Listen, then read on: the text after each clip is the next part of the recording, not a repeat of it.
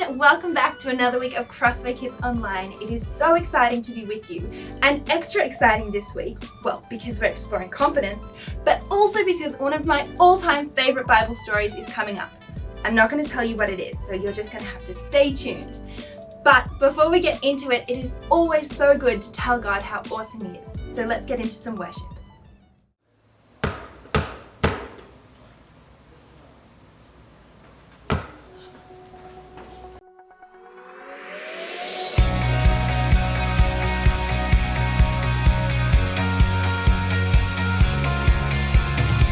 You're doing a new thing, making my heart sing, bringing color to this brand new day. It's never been clearer, you draw me nearer. You're always with me and you're here right now. My song, a melody, your perfect love for me. My heart is full of praise. Your love, it makes a way. And I give you my hallelujah, hallelujah for all my days. Jesus, take my hallelujah, hallelujah, I give you praise.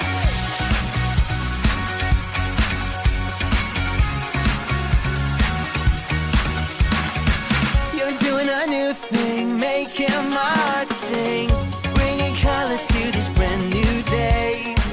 It's never been clearer, you draw me nearer. You're always with me and you're here right now. My song, a melody, your perfect love for me. My heart is full of praise. Your love, it makes a way. And I give you my hallelujah, hallelujah for all my days.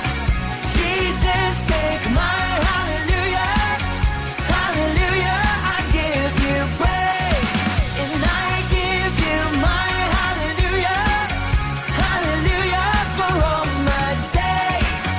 Jesus, take my hallelujah, hallelujah, I give you praise.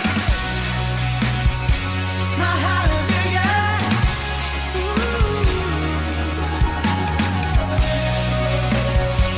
My hallelujah.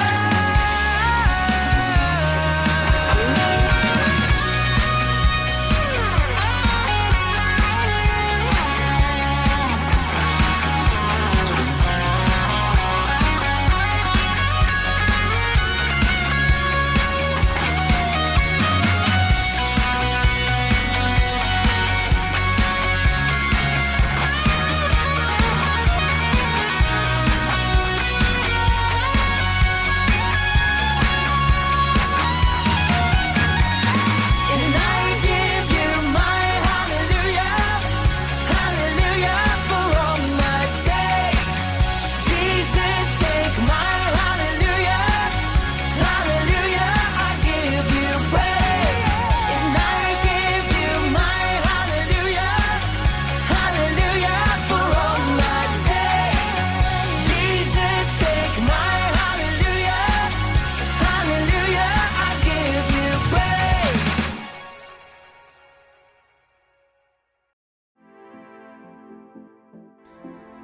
Hey everyone, welcome back to Game Time. I'm Andrew. I'm joined here with Ella and Bailey, and today we're going to play the explanation game. Really simple. I'm going to give each person a scenario. They've got to explain why that is happening. Here we go. All right, Bailey, you can go first. All right. Your scenario is having a pillow fight with the Prime Minister. Why are you doing that? Go.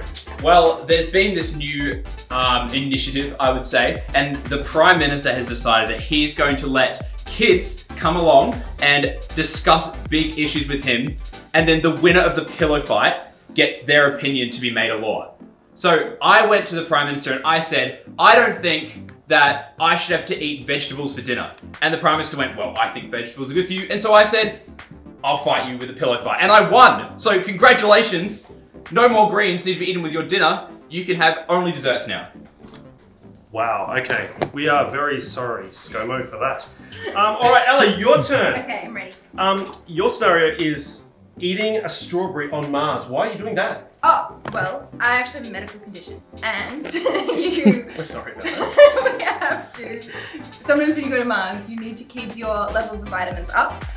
So I was on Mars, and I brought strawberries with me. There you go. Probably a bigger question. What were you doing on Mars? That is also a good question. Yeah. I was classified.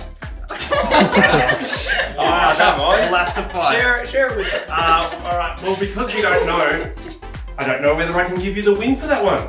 Bailey, I have to agree. Great Yeah. job. All right. Thank you. Okay, round 2. Oh, round 2, okay. Ready? All right. Yours is playing a game of table tennis with a watermelon. Ooh, okay. So the reason why I was doing this was me and my mate, we thought that we were really, really strong. And so we wanted to see who was the strongest. So we started playing table tennis with a table tennis ball, and then we moved up to an apple, and then we moved up to an orange, and then we went to a watermelon, and obviously I won because I'm just so much stronger than them. And so we were just playing a game to see who was the strongest, and I won. Easily. Wow. So there's a few themes here, Bailey. Yeah. You winning all the time. Yeah, And it does you- tend to happen. And you not enjoying vegetables or fruit. Clearly, That is destroying true. life. Well, we did eat the fruit after we'd, Right. played the table tennis. Right. Okay. Well, good job. Okay, Ella, this is yours. Okay. Last one. Noise complaints because they were shouting after a snail won a snail race. Oh, actually, that happened right after Bailey's watermelon thing. We thought we'd get some snails, see if they could get to the watermelon, who could get to them first. It was a really intense competition, and we just got a bit carried away. One snail was, right next to the other, and look, the neighbours got a bit upset, and I think that's all I have to say about it. Okay, well done. Yeah. Just in, Bailey's kind of flavour, did yours win? Yes, obviously. Obviously, okay. I just want to know, what was the name of your snail? Harold. Harold. Yeah, that's obvious. Sorry. Yeah. Hey, that is definitely Ella's because we're not eating snails, so that's a good job. And we don't have a tiebreaker, so we're all winners today. Thanks for joining us. We'll see you next time. The Bible. It's 66 books of history, stories, letters, and poetry that fit together to form God's one big story. The epic adventure of how He created us and loves us so much that He made a way to rescue us. As we travel through the Bible, from Genesis to Revelation, we discover people who met God and found their lives changed forever. Now, for an amazing story, inspired by the book of 1 Kings. Chapter 18. Israel was ruled by many kings who didn't listen to God, but King Ahab was the very worst. He even built a temple to a false god. Everybody worship Baal. He is very great because, I don't know, he can make it rain and stuff. Woot! But the Lord sent a prophet named Elijah to deliver a message to King Ahab. As the Lord lives, there will be neither dew nor rain in the next few years, except at my word. You pipsqueak. Baal can make it rain. Also, off with your head. Elijah quickly departed the palace, and at the Lord's direction, he escaped and hid east of the Jordan River. For 3 years, there was no rain in Israel.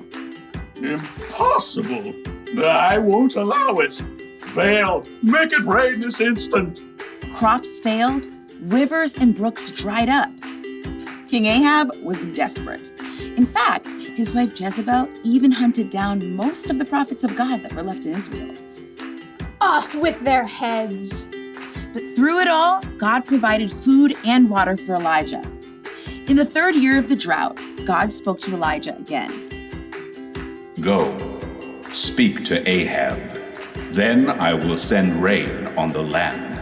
You do realize he wants to kill me.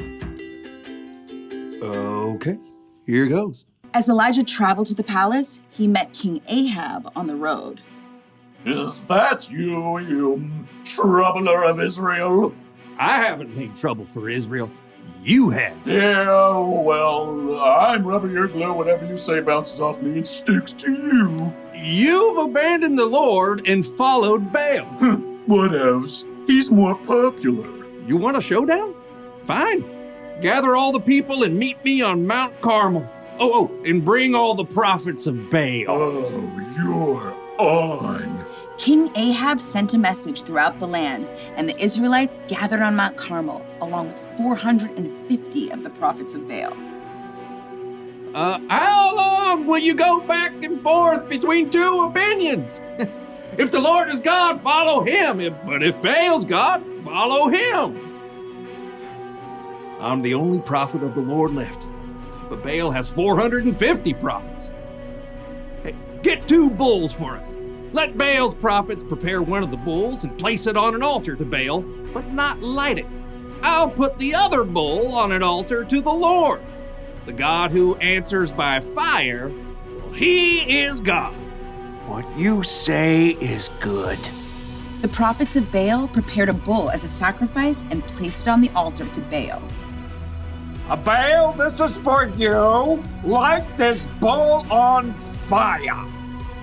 Hey, Baal, answer us. From morning until noon, the prophets of Baal danced around the altar, calling on their false god. Hey, shout louder. Maybe he's asleep or on a trip. The prophets of Baal danced harder and shouted louder all through the afternoon, but there was still no answer. At last, Elijah stood up. Enough!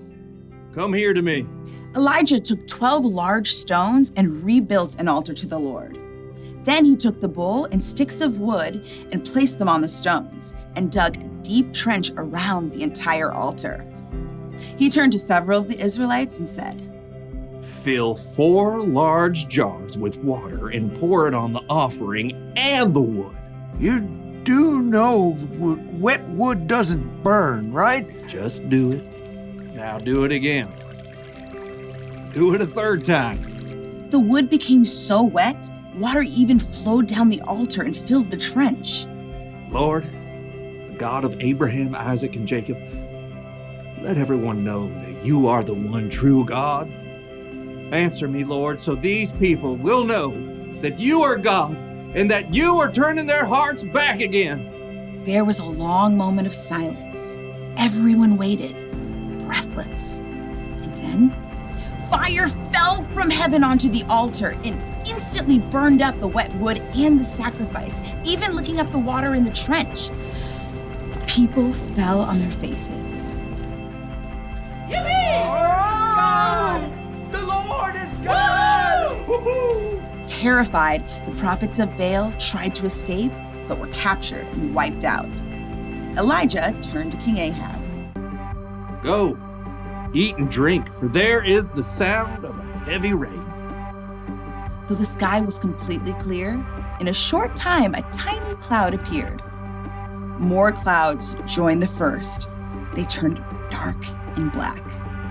The wind rose, and fat drops of rain splattered onto the dry earth for the first time in 3 years. Filled with God's strength and joy, Elijah raced ahead of King Ahab's chariot to the city. God had done the impossible.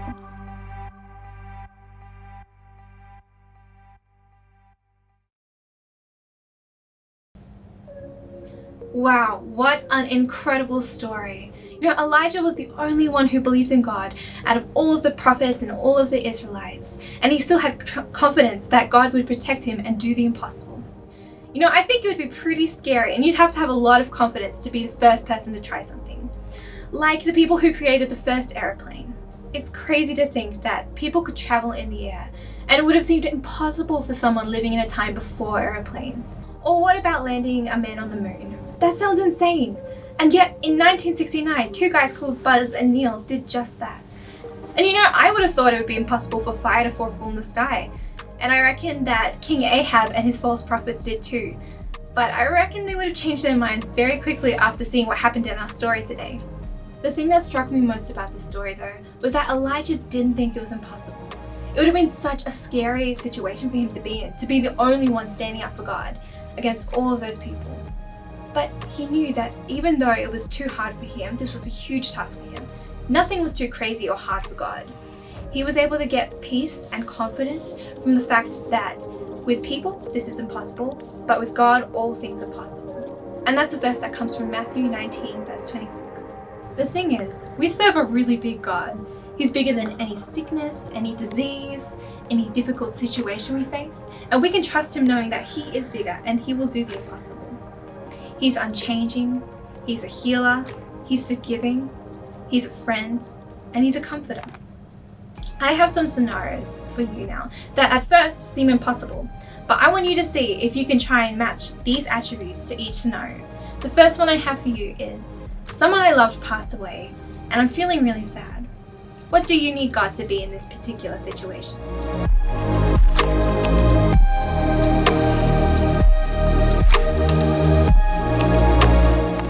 God is our comforter when we're sad. What about this one? I've been mean to my sister and I'm not sure if God can forgive me. Which attribute do you think matches to this one?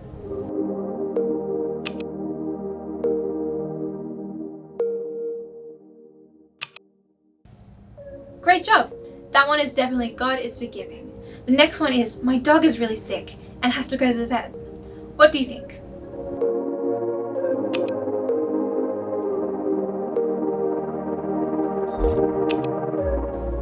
God is a healer. Great work. The next one is, I'm going to a new school and I have a really hard time making friends. What do you think?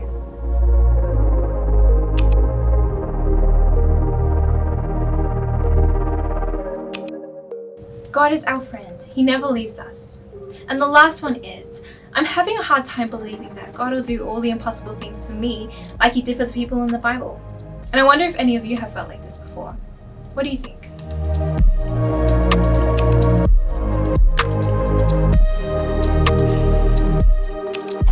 Great job. The last one was unchanging. The same God who performed all of those miracles for all of the people in the Bible back then is the same God that wants to be our friend. He is unchanging. He is our friend, our comforter, forgiving, and a healer. He's all of those things and more. But the truth is, sometimes we might find ourselves in a position a bit like Elijah. We might not be standing on a mountain surrounded by all these false prophets, but all of us go through times in our lives that we might not understand or feel really tricky. Maybe it's a test or a performance that you don't feel ready for, or maybe your family's going through a really rough patch and it feels like an impossible place for God to show up. But what if we could have confidence that God was with us? The truth is that while God does bring situations into our lives that we might not understand, he also gives us peace to help get through those situations. And just like Elijah, this peace can remind us that we don't have to go through anything alone. We're going to be spending some time praying in our families right now, but we're going to pray using a dice. So, can you grab a dice now and roll it, and whichever number it lands on, you can pray for the corresponding category on the screen. And your prayers don't have to be long, it's just chatting with God. Just make it yours.